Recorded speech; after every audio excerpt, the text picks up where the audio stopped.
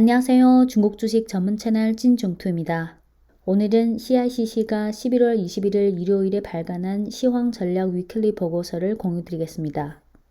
제목은 关注政策逐步稳增长信号. 직역하면 정책상 점진적인 경기 안정화 신호에 주목하자. 참고로 한국에서는 경기 부양책이라는 표현을 자주 사용하지만 중국은 이미 몇 년 전부터 원增长이라는 단어를 계속 사용해 왔습니다.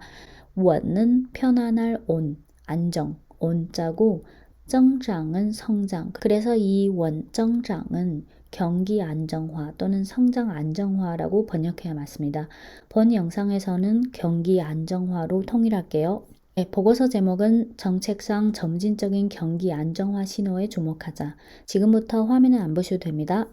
첫 단락은 지난주 증시 리뷰, 즉 11월 15일부터 19일까지 증시 리뷰입니다. 소제목은 증시 지수 하락 후 상승, 거래량 활발함 유지.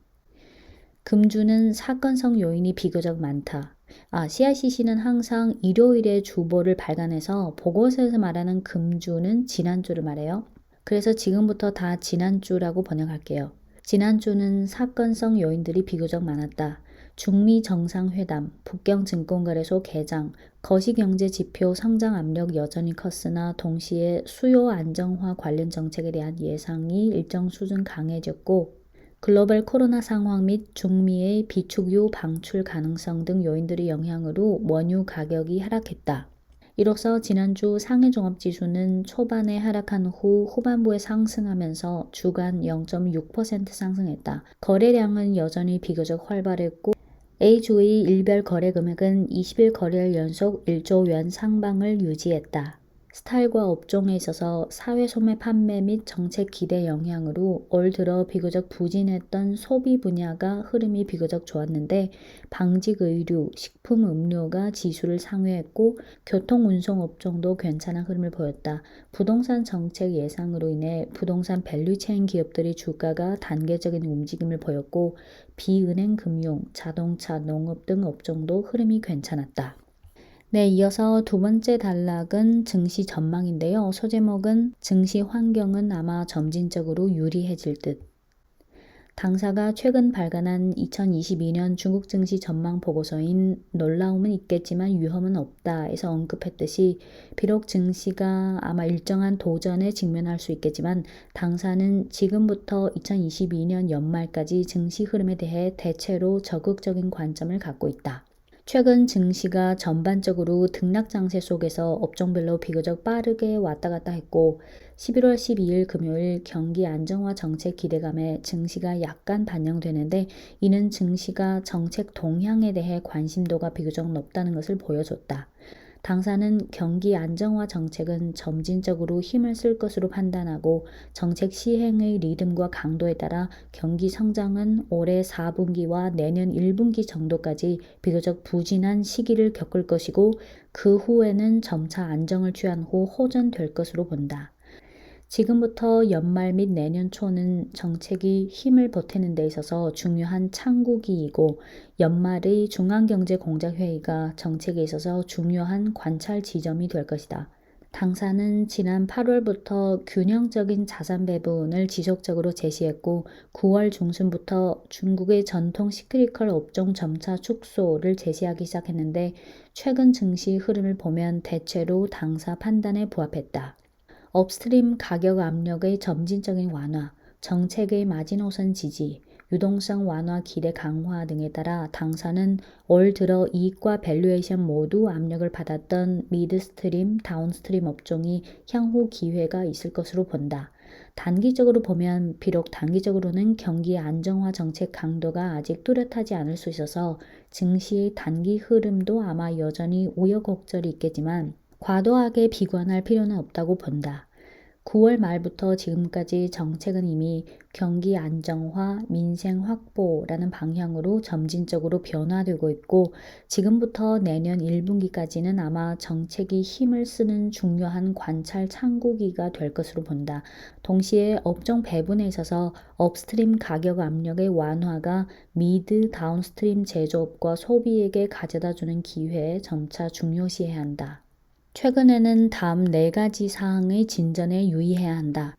첫째 소제목, 정책은 아마 경기 안정화를 점차 강화할 것이다.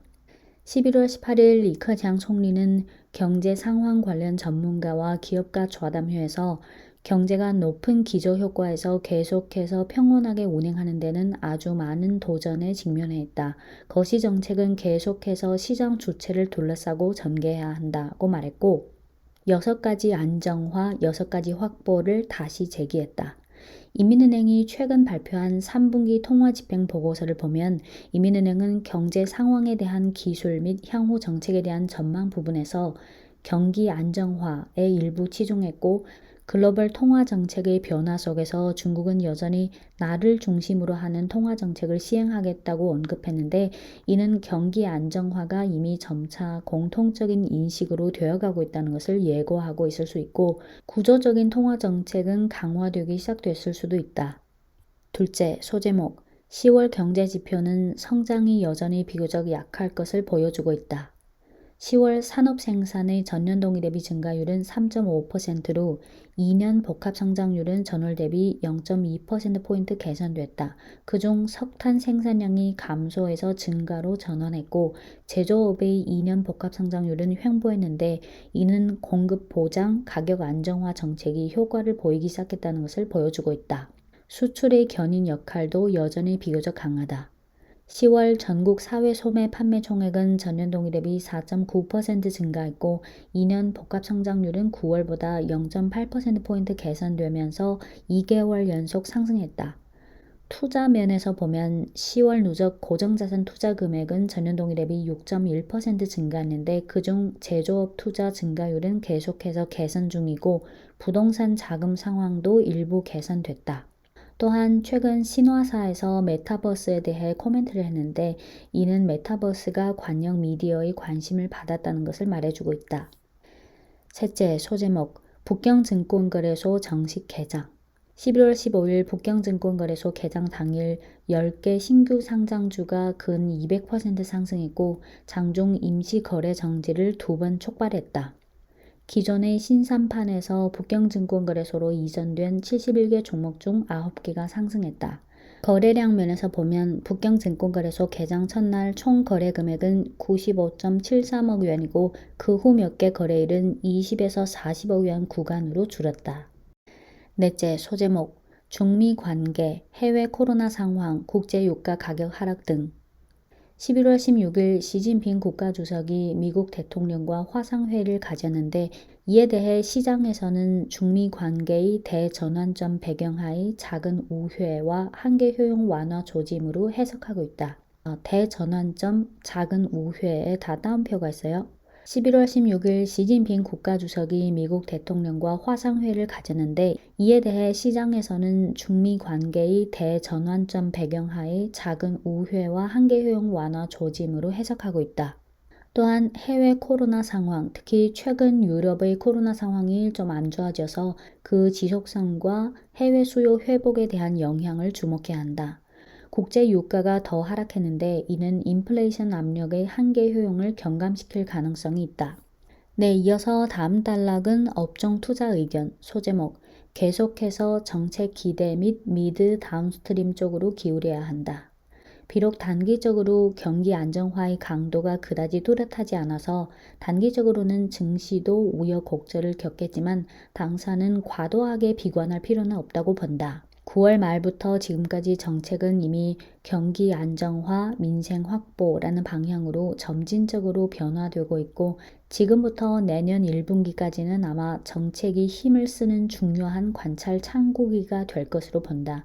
동시에 업종 배분에 있어서 업스트림 가격 압력의 완화가 미드, 다운스트림 제조업과 소비 분야에게 가져다주는 기회에 점차 중요시해야 한다. 현 시점에서 다음 3개 방향에 대해 주목해야 한다. 첫째, 정책 한계 효용의 변화는 잠재적으로 지지력이 있는 분야에 힘을 발휘할 수도 있을 것이다. 부동산 밸류체인, 잠재적인 소비 지원 분야, 금융에서 증권 등이 포함된다. 둘째, 올 한 해 이미 조정을 겪어서 밸류에이션이 이미 높지 않고 중장기적으로 여전히 전망이 비교적 명랑한 미드, 다운스트림 소비 분야에서 바텀업 방식으로 종목을 선택해야 한다. 음식료, 제약, 가전, 경공업, 가구, 자동차 및 부품, 인터넷과 미디어, 농림, 목어 등이 포함된다. 셋째, 호경기 제조 방향, 전기차, 신재생 에너지 및 과학기술 하드웨어, 반도체 등이 포함되어 있으며 밸류체인별로 경기 상황의 변천에 따라 타이밍을 봐서 선택해야 하는데 특히 송배전 업그레이드, 자동차 부품 등 제조업 분야에서의 기회에 특별히 주목해야 한다. 이상 3개 방향은 아마 일부 겹칠 수는 있겠지만 향후 3개월에서 6개월 기간의 자산 배분 방향을 대표할 수도 있고 그중 1번은 단계성이 강할 수 있으므로 정책 리듬에 보다 더 주목해야 한다. 네, 이상 CICC가 11월 21일 발간한 중국 증시 위클리 보고서입니다. 지금까지 중국 주식 전문 채널 찐중투였습니다.